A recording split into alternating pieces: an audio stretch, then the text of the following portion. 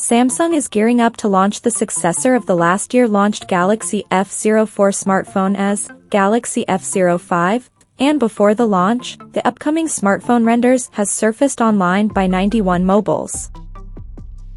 According to leak renders, the Galaxy F05 will feature a flat display with a U-shaped notch at the top center for selfie camera. The rear panel of the phone appears to have a vegan leather finish that makes it look more premium, and it has a good grip as well. The phone is seen to have a vertically aligned dual camera setup at the top left corner, including LED flash. The volume rockers, along with the power button, is visible on the right edge, while on the left appears to have ejectable SIM slot.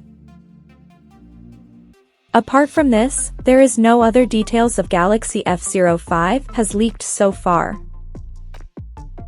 So as of now, that's all we know about the Galaxy F05 smartphone, and we'll come to know more details about the phone in the coming days. Till then, stay tuned to TechSole Blog YouTube channel for more tech updates. Thanks for watching. We'll see you guys in our next video.